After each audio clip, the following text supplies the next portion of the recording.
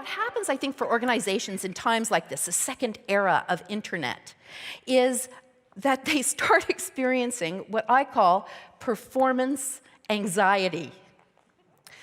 And they start looking for, and because it's scary. I mean, it can, stop you in your tracks, this kind of change that we're experiencing. And so what happens in organizations is very often they'll go to that which is easiest. And one of the things we're finding is that one of the places to go is to technology. So what'll happen is I'll work with a company and I'll say, what's your innovation strategy? And they will say, we have an app, right? Or, our phone, our website is now mobile enabled. And they proudly step back. So it's really, now we need technology. Of course we do. Look at the life that lies ahead of us because of it. So interesting. And we need mobile strategies, digital strategies, of course we do. But what we don't want to do is confuse technology with innovation. Technology is an enabler. The input is creativity. That's what we have to harness. And that brings us, and that exists in people. So that brings us to the second reason I believe that people are dissatisfied with their performance. And it has to do with what I call kind of innovation envy. And this is because here you go. We have heard in those last 2 days about organizations that are doing extremely well in this environment. There are people who are succeeding. And yet, think about it. If you are a small business, as many of us are, or a medium-sized business, or a traditional business that doesn't have a huge technological hook, this is, a bit scary, and yet organizations are doing really well. And so you kind of hold back and think, I wonder why we're not doing as well as we might. There are some fundamental things that need to happen in organizations, and then there's some quick things that you can do. So the first, and really most important, the fundamental, which is not going to be a surprise if you're interested in rigor, is you have to, in your organization, embed a process. You have to have an innovation process that your whole organization understands and can engage in. Terrific. Then, and you have to make it simple, easily understood. You can use a 4-step process. You can actually Google a process and then communicate it to your organization and get people involved in it. 4 steps from insight through to implementation. Perfect. Now, why is having a process so important?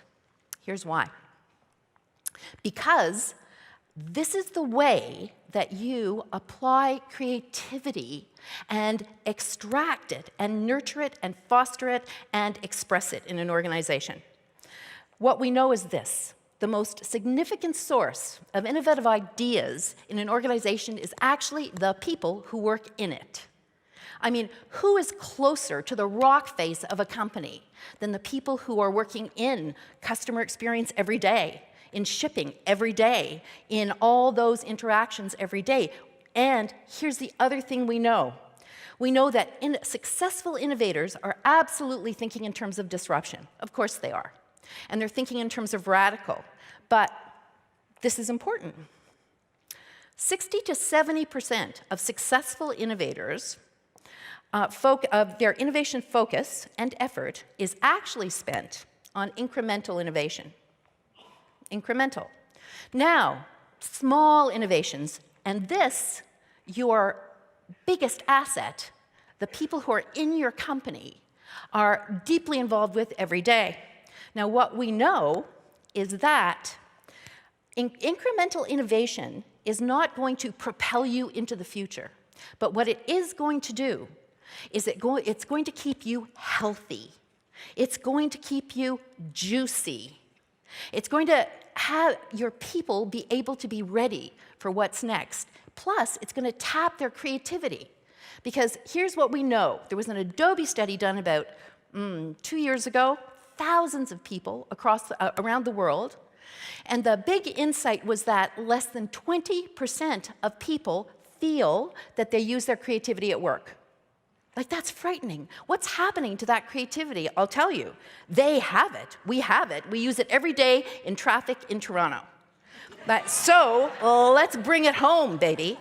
So part of our job then is to, and this is the hack, what we have to do is we have to invite our people to play, to use that incredible capacity they have that everyone here has talked about and has.